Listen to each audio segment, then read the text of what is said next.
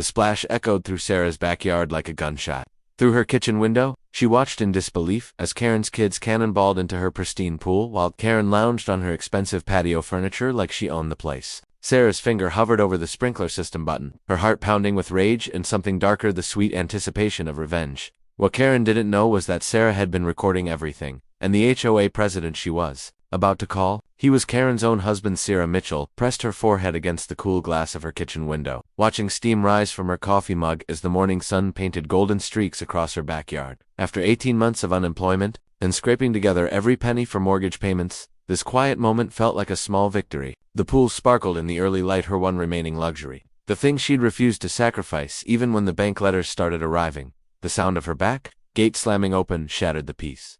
"Mom, look how big this pool is." A child's voice shrieked with delight. Sarah's mug slipped from her fingers, crashing against the tile floor as she stared in horror. 3 children, none of them hers, were racing across her pristine lawn toward her pool. Behind them strolled a woman Sarah recognized with a sinking feeling, Karen Westbrook from Maple Street, the neighborhood's self-appointed queen bee. "Kids, be careful," Karen called out lazily, not bothering to quicken her pace as she adjusted her designer sunglasses. She carried a large beach bag and what looked like a cooler, as if she'd planned this invasion. Sarah's bare feet crunched over broken ceramic as she rushed to unlock her sliding door. "Excuse me," she called out, her voice cracking with disbelief. "What are you doing?" Karen looked up with the practiced smile of someone who'd never been told no. "Oh, Sarah, I hope you don't mind. The kids were just dying for a swim, and your pool looked so inviting. We'll only be here for a few hours." A few. Sarah stepped onto her deck, her bathrobe flapping in the morning breeze. "Karen, this is my private property. You can't just..." The first splash cut her off. 8-year-old Tyler Westbrook had already launched himself into the deep end, followed immediately by his twin sister Emma. Their younger brother, barely 5, teetered on the edge before Karen's eldest, 13-year-old Megan, pushed him in with a laugh. "Kids will be kids," Karen said with a shrug, spreading out an expensive-looking beach towel on Sarah's patio furniture. "Besides, it's such a gorgeous day, and this pool is just sitting here empty. Seems wasteful, don't you think?" Sarah felt heat crawling up her neck. "It's not wasteful, it's mine. I didn't invite you here. Karen, you need to get your children out of my pool right now." "Oh, come on, Sarah." Karen pulled out a bottle of what looked like expensive sunscreen and began applying it to her already bronzed arms. "Don't be such a stick in the mud. The kids are having fun, and it's not like you were using it. That's not the point." Sarah's voice rose higher than she intended. "You can't just walk into someone's backyard and take over their pool." But Karen had already settled into Sarah's favorite lounge chair, the one she'd saved for months to buy during better times. The woman pulled out her phone and began scrolling through what Sarah could see were social media posts, completely dismissing her. "Emma, Tyler, remember to reapply your sunscreen in an hour," Karen called out to her children, who were now engaged in a splash war that was soaking Sarah's carefully maintained flower beds. "And Megan, watch your brother." Sarah stood there, in stunned silence, watching this woman treat her property like a public pool. The rage building in her chest felt volcanic, threatening to erupt in ways that might land her in jail. She turned and marched back into her house, sliding the door shut so hard the frame rattled. Her hands shook as she grabbed her phone from the counter. First instinct? Call the police. But what would she say? A neighbor was swimming in her pool. They'd probably laugh at her. Second instinct, march back out there and physically remove them herself. But Karen outweighed her by at least 50 pounds, and the thought of wrestling with someone while her children watched made Sarah's stomach turn. Then she remembered the sprinkler system. Sarah had installed it 2 years ago during a brief period of financial stability, back when she thought she might actually have the money to maintain a perfect lawn. The controls were in her garage, connected to a series of sprinklers that covered not just the grass but could reach every corner of her patio area. A smile crept across her face as she pulled up the contact list on her phone. Her finger hovered over a name that had been gathering digital dust for months: HOA President Robert Westbrook. Robert Westbrook, Karen's husband. Sarah had met him exactly twice, once at a neighborhood barbecue where he'd seemed pleasant enough, and once when she'd had to file a complaint about the loud construction work happening at another neighbor's house. He'd been professional, even sympathetic. Most importantly, he'd seemed like someone who actually cared about rules and property rights. What Karen clearly didn't know was that Sarah had been documenting everything from the moment she'd seen the gate swing open. Her phone's camera had been recording through the window, capturing not just the trespassing but Karen's casual dismissal of Sarah's protests. She had video evidence of Karen settling in like she owned the place, of her children treating private property like their personal playground. The sound of more splashing drew her attention back to the window. Tyler had found her pool noodles expensive foam toys she'd bought for the few times her sister's kids visited. Dan was whacking his siblings with them. Emma had discovered the pool lights and was repeatedly turning them on and off from the control panel Sarah had specifically placed out of reach of small children. Stop that. Sarah banged on the window, but the kids couldn't hear her over their own noise. Karen, meanwhile, had helped herself to something from her cooler and was now sipping what looked like a mimosa while she painted her nails on Sarah's patio table. That was it. Sarah stormed to her garage and flipped open the sprinkler control box. The system had 12 zones, each capable of being programmed for different coverage areas and water pressure. She'd never used them all at once. The water bill would be astronomical, but desperate times called for desperate measures. Her finger moved to Zone 7, the patio area. Maximum pressure, 30 seconds. She activated it and rushed back to her kitchen window, her heart hammering with nervous excitement. The first sprinkler head popped up right next to Karen's lounge chair. For a split second, the woman just stared at it in confusion. Then the water erupted. What the hell? Karen shrieked, leaping up as high-pressure water soaked her from head to toe. Her perfectly styled hair collapsed against her skull, and her white cover-up became completely transparent. The kids screamed in delight, thinking it was part of some elaborate game, but Karen was not amused. She grabbed her beach bag and stumbled toward the house, slipping on the now-wet patio stones. "Turn it off," she yelled at Sarah's window. "Turn it off right now." Sarah activated Zone 8, then Zone 9. More sprinkler heads popped up around the pool area, creating a crossfire of water that made it impossible for anyone to stay dry. Karen's designer sunglasses flew off her face as she tried to shield herself, and her carefully applied makeup began running in dark streams down her cheeks. "Get out," Sarah called through the window, though she doubted Karen could hear her over the sound of rushing water and screaming children. That's when Karen made her biggest mistake. Instead of gathering her kids and leaving with whatever dignity she had left, she marched straight to Sarah's sliding door and began pounding on it with both fists. "You crazy bitch," she screamed, her voice raw with fury. "Open this door right now. This is assault. I'm calling the police." Sarah smiled and held up her phone, making sure the camera was visible through the glass as she continued recording. Then she dialed Robert Westbrook's number. He answered on the second ring. "Hello, Mr. Westbrook. This is Sarah Mitchell from Oakwood Drive. I need to report a trespassing incident and property violation." "Oh, hello, Sarah. What seems to be the problem?" In the background, Sarah could hear Karen still screaming and pounding on the door, her threats becoming increasingly creative and increasingly loud. The children had finally realized this wasn't a game and were crying as they tried to climb out of the pool, while sprinklers continued soaking everything in sight. "Your wife and her children broke into my backyard and are using my pool without permission," Sarah said calmly. "When I asked them to leave, your wife refused and told me she planned to stay for several more hours. I have video evidence of the entire incident." There was a long pause. "I'm sorry, did you say my wife? Karen Westbrook? She's currently on my property, and when I activated my sprinkler system to encourage her to leave, she began threatening me and demanding I let her into my house." Another pause, longer this time. In the background, Sarah heard a woman's voice, faint but unmistakably Karen's, calling Robert's name. "Where are you calling from?" Robert asked, his voice taking on a strange tone. "My house, 47 Oakwood Drive. And where is my wife right now?" Sarah looked out the window. Karen had given up pounding on the door and was now trying to wrangle her sobbing children toward the gate, her expensive beach bag dragging through puddles as Part 2. The certified letter arrived at 7:43 a.m. on a Tuesday, delivered by a postal worker who looked apologetic as Sarah signed for it with shaking hands. She already knew what it contained before she tore open the official HOA envelope, but seeing the formal language in black and white still felt like a punch to the gut. "Notice of violation and hearing schedule," the header read in bold, unforgiving letters. Sarah slumped against her front door as she read through the charges: misuse of property, utilities resulting in potential safety hazards, harassment of community members, failure to maintain neighborly conduct standards, and deliberate creation of hostile environment. Each violation carried a potential fine of $500 to $2,000. The hearing was scheduled for the following Thursday at 7 p.m. in the community center conference room, but it was the final paragraph that made her blood run cold. "Please be advised that failure to appear at the scheduled hearing or failure to pay assessed fines within 30 days may result in additional penalties, including property liens and legal action for collection." Her phone rang, startling her so badly she nearly dropped the letter. Unknown number. "Hello, Sarah Mitchell." The voice was crisp, professional, female. "Yes, this is Jennifer Walsh from Walsh, Patterson and Associates. I represent Mrs. Karen Westbrook in a potential civil matter regarding an incident that occurred on your property last week." Sarah's knees went weak. What? "Mrs. Westbrook has asked me to reach out regarding what she describes as an unprovoked attack on her and her minor children. She's prepared to file suit for assault, intentional infliction of emotional distress, and property damage unless we can reach an amicable resolution." Property damage. What property damage?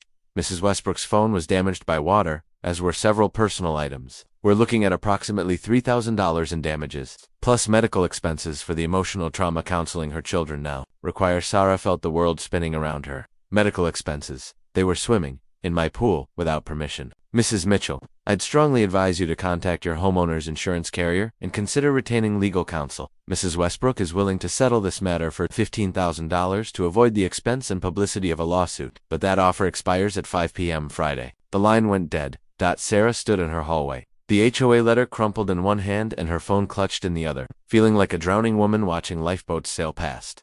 $15,000. She barely had $1,500 in her checking account. Her phone rang again. This time, the caller ID showed Robert Westbrook. Hello, she answered warily. Sarah, it's Robert. Listen, I know about the lawyer call. Karen told me she was going to have her attorney reach out. Your wife wants $15,000 from me, Sarah said, her voice hollow. There was a long pause. I know. I tried to talk her out of it, but she's really angry. And the kids have been crying about this sprinkler thing, which isn't helping. Robert, they were trespassing. Your wife broke into my backyard and used my pool without asking. How is that my fault? Look, between you and me, I know Karen can be assertive, but she genuinely believes she had some kind of understanding with you about using the pool. What? Understanding? I've never spoken to her before in my life. She said she saw you wave at her from your kitchen window a few weeks ago when she walked past, and she interpreted that as friendly. She thought that meant you were open to neighborly sharing. Sarah felt like she was losing her mind. I wave at everyone. That doesn't mean they can use my pool.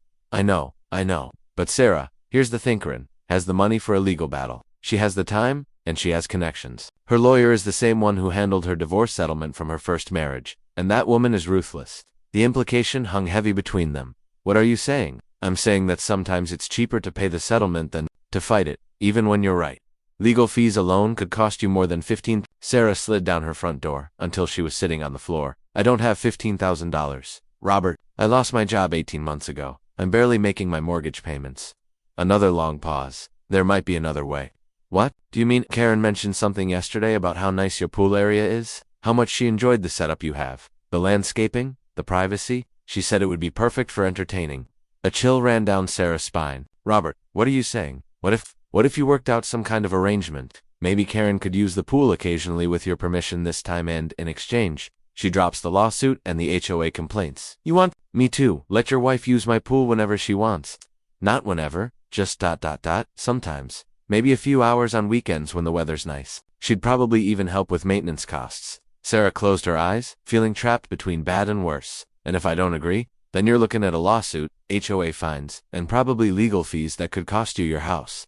After Robert hung up, Sarah sat on her floor for another 20 minutes, staring at the HOA letter and trying to process how completely her life had derailed. A week ago, her biggest worry had been whether she could afford to keep the pool heater running. Now she was facing financial ruin over someone else's entitlement. Her phone buzzed with a text from her sister Lisa. Hey, haven't heard from you in a while. Everything okay? Sarah stared at the message, her thumb hovering over the keyboard. Where would she even begin? How could she explain that a simple act of self-defense had turned into a legal nightmare? Before she could decide whether to respond, her doorbell rang. Through the peephole, she could see a young woman in business casual attire holding a clipboard and what looked like a camera. Mrs. Mitchell, I'm Amanda Foster from Channel 7 News. We'd like to get your comment on the pool incident that's been reported to us. Sarah's blood turned to ice. What? We received a tip about a neighborhood dispute involving property rights and child safety. Mrs. Westbrook has agreed to an on-camera interview this afternoon, and we wanted to give you a chance to tell your side of the story. No comment. Sarah called through the door, backing away from the peephole. Mrs. Mitchell, we're going to run the story either way. Wouldn't you prefer to have your perspective included? Sarah pressed her back against the wall, her heart hammering. I said no comment. She heard the reporter talking to someone outside, probably her cameraman, but couldn't make out the words. After a few minutes, she heard car doors slamming and an engine starting. Sarah crept back to the peephole. The news van was gone, but she could see curtains twitching in windows across the street. Her neighbors were watching. Her phone rang again. Unknown number. Hello. Is this Sarah Mitchell, the woman who attacked those poor children with sprinklers? Sarah hung up immediately, but the phone rang again within seconds. You should be ashamed of yourself, hurting innocent kids like that. She hung up again and turned off her phone, but the damage was already done. Somehow, someway, her private nightmare was becoming public. 20 minutes later, her laptop chimed with an email notification. The subject line made her stomach drop. From your neighbor's Oakwood community group? The email was from someone named Patricia Chun, probably related to Diana Chun from the HOA. The message was brief and devastating. Hi everyone. I wanted to make you all aware of a concerning incident that happened in our neighborhood last week. One of our residents used sprinkler systems as a weapon against a neighbor and her children during a pool dispute. As parents, we need to be aware of potentially unstable individuals in our community. The incident is under investigation by both the HOA and legal authorities. Please be cautious and report any similar concerning behavior to the appropriate authorities. Patricia, the email had been sent to something called Oakwood Community Group with 47 recipients. Sarah's hands shook as she scrolled down to see the replies that were already coming in. Thank you for the warning. Patricia, do we know which house? I heard it was the woman on Oakwood Drive with the big pool. The one who never talks to anyone. My kids play in that area sometimes. This is terrifying. Someone said she was screaming at the children and threatening them through her door. Each message felt like another nail in her coffin. The story was spreading and mutating, growing worse with each retelling. By the time it made its way through the neighborhood gossip network, she'd probably be portrayed as some kind of child-attacking monster. Her landline rang. She'd forgotten she even still had it connected. The caller ID showed Channel 7 News. She let it go to voicemail, then played the message back with trembling fingers. Mrs. Mitchell, this is Amanda Foster again. We've now spoken with several of your neighbors who witnessed the incident. Mrs. Westbrook's interview is scheduled for 6 p.m. tonight for our 11 o'clock broadcast. We're also looking into HOA records and legal filings related to this case. If you'd like to provide your perspective, please call me back at... Sarah deleted the message and unplugged the phone. The afternoon crawled by in a haze of anxiety and disbelief. Every car that drove down her street made her wonder if it was another reporter, another process server, another neighbor coming to confront her. She kept her curtains drawn and avoided the windows. Feeling like a prisoner in her own home, at 5:30, her doorbell rang. The police report was filed at 9:47 p.m., and by 11:15, Sarah was watching herself on the late-night news. The segment opened with footage of Karen standing beside Sarah's pool, tears glistening in her eyes as she described her terrifying ordeal. I just wanted my children to have a nice day swimming, Karen told the camera, her voice trembling with practiced emotion. I thought we had a neighborly understanding. But when I tried to explain the misunderstanding, she became violent and aggressive. My kids are still having nightmares. The camera cut to Tyler and Emma Westbrook, both looking appropriately traumatized as they clung to their mother's sides. The reporter's voiceover painted Sarah as an unstable recluse, who'd weaponized her sprinkler system against innocent children. But what the news segment didn't show was what happened after the police arrived. Sarah smiled grimly as she replayed the video Mrs. Henderson had sent her 20 minutes earlier, shot from the neighbor's front porch. It clearly showed Karen directing her children to get back in the pool while the news crew set up their equipment. It showed the reporter coaching Karen on where to stand and how to look appropriately victimized. Most damning of all, it showed Karen laughing and checking her makeup between takes, while her supposedly traumatized children splashed happily in the background. Sarah's phone had been ringing non-stop since the news segment aired, but this time, the calls weren't all hostile. Mrs. Henderson had been busy. Sarah, it's Janet Miller from Elm Street. I saw that ridiculous news story, and I want you to know that several of us are planning to attend the HOA meeting on Thursday to support you. This is Tom Kowalski. My wife and I saw everything that happened last week, and we're disgusted by how that woman is spinning it. We'll testify if you need us to. Sarah, it's David Henderson. My aunt gave me your number. I've been watching the news coverage, and I think we need to talk first thing tomorrow morning. By midnight, Sarah had received calls from 14 neighbors offering support, 3 local lawyers wanting to take her case, and 2 other news stations asking for interviews. But it was the email that arrived at 12:43 a.m. that made her smile. For the first time in days, the sender was oakwoodtruth@protonmail.com, and the subject line read, "You're not alone. Sarah, you don't know me, but I live 2 streets over, and I've been dealing with Karen Westbrook's harassment for 3 years. She tried to get my dog taken away by claiming it was aggressive. It's a golden retriever. She filed complaints with the city about my fence height. She even tried to get my teenage son arrested for loitering when he was waiting for the school bus. I have documentation of everything. When I saw the news tonight, I knew I had to reach out. There are 12 families in this area who have Karen Westbrook horror stories. We're organizing. Check your email tomorrow morning." A friend Sarah leaned back in her kitchen chair, staring at the message. Karen Westbrook wasn't just entitled, she was a serial neighborhood bully. And apparently, Sarah had accidentally become the lightning rod that was finally going to expose her. The next morning brought a new development that changed everything. Sarah was having coffee and reviewing the evidence David Henderson had asked her to compile when her doorbell rang. Through the peephole she could see a familiar figure, Robert Westbrook. But this time he looked haggard, like he hadn't slept. "Robert," she said, opening the door cautiously. "Sarah, I need to talk to you, off the record." As one neighbor to another, not as HOA, president to resident. Something in his tone made her step aside to let him in. Robert sat heavily at her kitchen table, running his hands through his hair. "I watched the news last night. So did everyone else. Apparently the thing is, I also saw the footage. Your neighbor took the real footage, not the edited version that made it to air." Sarah studied his face. And I realized my wife has been lying to me about a lot of things." He looked up at her with exhausted eyes. "Sarah, How long has Karen been harassing people in this neighborhood? I honestly don't know. Last week was the first time I'd ever really interacted with her. But you've gotten calls from other neighbors. Sarah nodded. Quite a few, apparently. Your wife has a pattern of ... behavior. Robert closed his eyes. I've been getting calls too, since the news story aired. People calling to tell me what my wife has been doing while I'm at work, things I never knew about. Like what? Like filing false reports with animal control? Like harassing teenagers waiting for school buses? Like trying to get people evicted from rental properties by making up violations? His voice got quieter. Like having affairs with the pool maintenance guy and the landscaper while telling me she's at yoga class. Sarah felt a stab of sympathy for the man. Robert, I'm sorry. The worst part is, she recorded everything. Not just the pool incident, everything she's been doing for months. I found the files on her laptop last night while she was in the shower. Hours of footage of her deliberately provoking people, then playing victim when they responded. Sarah's coffee mug stopped halfway to her lips. She recorded herself harassing people. She called it her evidence collection. She was building cases against half the neighborhood, apparently planning to file lawsuits against anyone who stood up to her. Robert's laugh was bitter. My wife isn't just a bully, Sarah. She's a predator. She targets people she thinks are vulnerable and then bleeds them dry with legal fees. Why are you telling me this? Robert met her eyes. Because tomorrow morning, I'm filing for divorce. And because I'm going to make sure you get copies of everything she recorded, including the footage that proves she planned the pool incident from the beginning. Sarah set down her mug with shaking hands. She planned it. There's a video of her talking to someone on the phone, probably that lawyer, the day before it happened.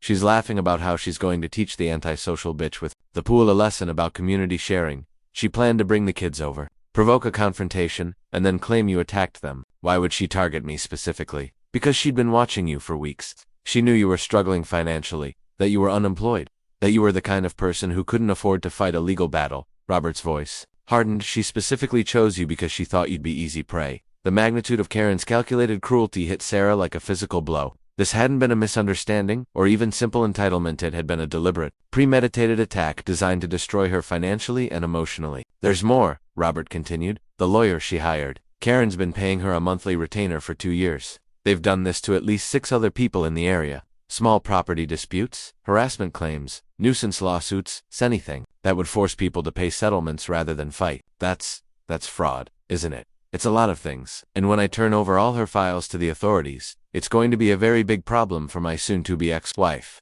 Sarah stared at him. You're really going to give me the evidence? Sarah, my wife tried to destroy an innocent person for sport. She's been lying to me, cheating on me, and using my position as HOA president to intimidate our neighbors. The woman I married doesn't exist. Maybe she never did. Robert pulled out a flash drive and set it on the table. This contains everything. Her planning videos, her evidence collection, her communications with the lawyer, financial records, showing payments to other people she's harassed into settlements.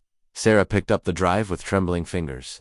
Robert, this changes everything. I know. And Sarah, the HOA meeting tomorrow night, it's going to be very different than Karen expects. After Robert left, Sarah called David Henderson immediately. David, you need to see this. Can you come over right now? An hour later, Sarah's kitchen table was covered with printed emails, photos, and transcripts. David Henderson sat across from her, his expression shifting from professional interest to amazement to outright anger as he reviewed the evidence. Sarah, this is ... This is incredible. Your neighbor didn't just document her own harassment campaign, she documented a criminal conspiracy. Is that what this is? Extortion? Fraud? Conspiracy to commit fraud, filing false police reports. The list goes on. David looked up from the papers. But Sarah, there's something else here that's even bigger. What do you mean? Look at these financial records. Karen Westbrook has made over $200,000 in the last 2 years from settlements and mediation fees. She's been running a systematic harassment scheme, and she's been doing it with the help of her attorney. Sarah felt dizzy. So this was never about the pool. The pool was just her entry point. If you'd given in to her demands, she would have escalated. More misunderstandings, more incidents, more settlements. She was planning to bleed you dry. Over years, what do we do now? David smiled, and for the first time since this nightmare began, it wasn't a sympathetic smile, it was predatory. Now we go on the offensive. I'm calling the district attorney's office and the state bar association. Karen Westbrook and her attorney are going to have much bigger problems than a neighborhood pool dispute. The next morning brought news that spread through the neighborhood. Like wildfire, Karen Westbrook had been arrested. Sarah learned about it from Mrs. Henderson, who called at 7 a.m. practically vibrating with excitement. Sarah, dear, you need to look out.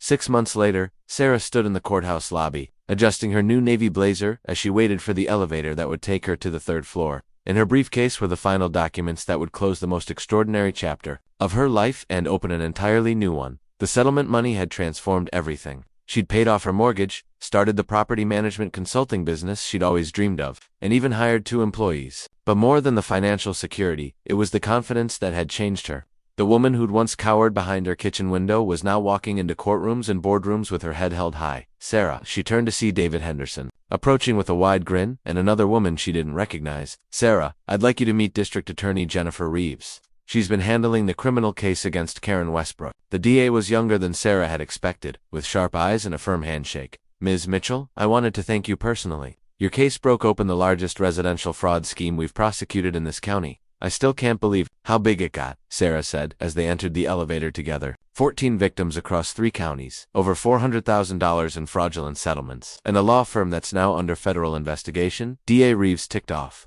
Your sprinkler system started an avalanche. The elevator doors opened to reveal a hallway buzzing with activity. Sarah could see familiar faces from her neighborhood mixed with people she didn't recognize. Other victims, she realized, gathering for the final sentencing hearing. Is she really going to prison? Sarah asked as they walked toward the courtroom. 18 months, plus restitution, David confirmed. Her attorney got 5 years and disbarment. The judge was not amused by their little enterprise. As they approached the courtroom doors, Sarah spotted a figure that made her pause. Robert Westbrook stood near the windows, looking older but somehow lighter than when she'd last seen him. He noticed her and walked over. Sarah, I'm glad you're here. How are you holding up? Better than I expected. The divorce was finalized last month, and honestly, it's been like waking up from a nightmare I didn't even know I was having. He paused. I wanted to thank you again for not backing down. If you had, she'd still be out there destroying people's lives. Any regrets about coming forward? Robert's laugh was genuine for the first time since she'd known him. Are you kidding? I'm dating a woman who doesn't require a legal team to have a conversation. It's refreshing. They were interrupted by a commotion near the courtroom entrance. Karen Westbrook was arriving with her new legal team public defenders, since her assets had been frozen for restitution payments. Even in an orange jumpsuit, she carried herself with the same entitled posture, Sarah remembered. But something was different. The predatory confidence was gone, replaced by the hunted look of someone who'd finally been cornered. When Karen's gaze swept the hallway and landed on Sarah, there was no more malicious satisfaction, just the bitter recognition of a game well played and thoroughly lost. Ms. Mitchell. Sarah turned to find Amanda Foster, the Channel 7 reporter, who'd inadvertently helped expose Karen's scheme by filming her coaching session in Sarah's backyard. I wanted to apologize for that first news segment. We should have done more fact-checking before airing Karen's claims. Actually, your follow-up reporting was excellent, Sarah said diplomatically. The expose on neighborhood harassment schemes was eye-opening. Well, it led to a Peabody nomination, so thank you for that too. Amanda glanced toward the courtroom. Any final thoughts before sentencing? Sarah considered the question. 6 months ago, she would have stammered and deflected. Now, she looked directly into the camera. Amanda's crew was discreetly setting up. I think this case proves that bullies rely on their victims staying silent. When people finally start talking to each other, the bullies lose their power. Inside the courtroom, Sarah found herself seated in the front row, surrounded by neighbors who'd become unlikely allies. Mrs. Henderson had brought homemade cookies to share, treating the sentencing like a community celebration. The Kowalskis had driven up from their winter home in Florida specifically for this hearing. Even families Sarah had never met their victims from surrounding neighborhoods nodded at her with grateful recognition. Judge Patricia Morrison entered. With the bearing of someone who'd seen enough nonsense to last several lifetimes, she reviewed her notes briefly before addressing the packed courtroom. This case represents a troubling trend in residential communities where individuals exploit their neighbors' desire for peaceful coexistence to perpetrate systematic fraud. The defendants' actions went far beyond simple property disputes. They constituted a calculated campaign of psychological and financial terrorism against law-abiding citizens. Karen sat rigidly at the defense table, her new lawyer whispering urgently in her ear.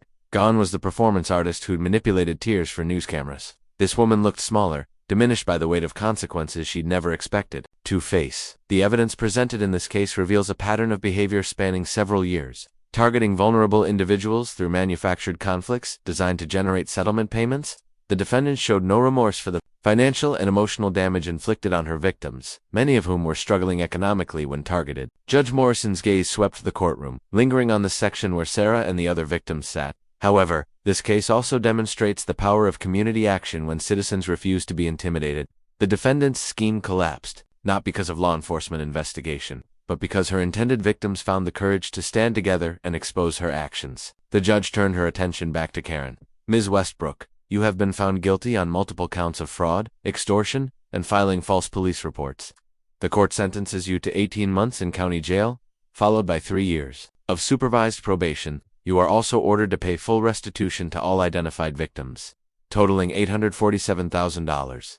A collective exhale seemed to rise from the victims section. Sarah felt tears she hadn't expected welling in her eyes, not from sadness, but from the overwhelming relief of finally seeing justice served. Furthermore, Judge Morrison continued, you are permanently barred from serving in any HOA leadership position and from filing civil complaints without court approval. This court hopes that your time in custody will provide opportunity for the self-reflection that has been notably absent from your conduct. Karen's shoulders sagged as the reality of her situation finally penetrated. No more schemes, no more victims, no more easy money extracted from neighbors who just wanted to be left alone. As the bailiff led Karen away, she made eye contact with Sarah one final time. There was no defiance left, no calculating gleam planning the next move, just the hollow stare of someone who'd finally run out of people to manipulate.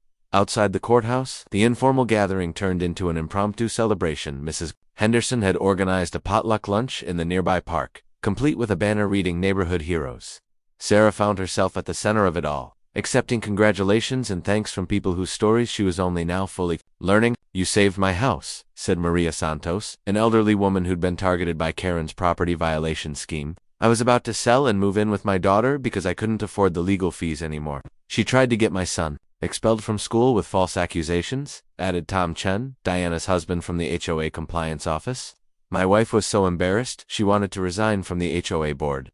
Each story reinforced how systematic Karen's harassment had been, and how close she'd come to succeeding with her scheme. If Sarah had given in to that first settlement demand, if she'd shared her pool to avoid conflict, Karen would still be operating with impunity. Speech, speech. Someone called out, and soon the entire group was chanting for Sarah to address them. Sarah climbed onto a picnic table, looking out at the faces of people who'd gone from strangers to allies to friends over the past 6 months. She thought about the scared, financially desperate woman who'd cowered in her kitchen that morning when Karen first invaded her backyard. 6 months ago, I thought standing up for myself would destroy my life, she began. I was so afraid of conflict, so worried about making waves, that I almost let someone walk all over me just to keep the peace. Nods of recognition rippled through the crowd. But I learned something important. Bullies don't want your stuff, they want your silence. They want you isolated, scared, and convinced that fighting back will make things worse. Karen West's biggest mistake was assuming I'd stay scared. What changed your mind? Called out Janet Miller, the woman who'd witnessed the original sprinkler incident.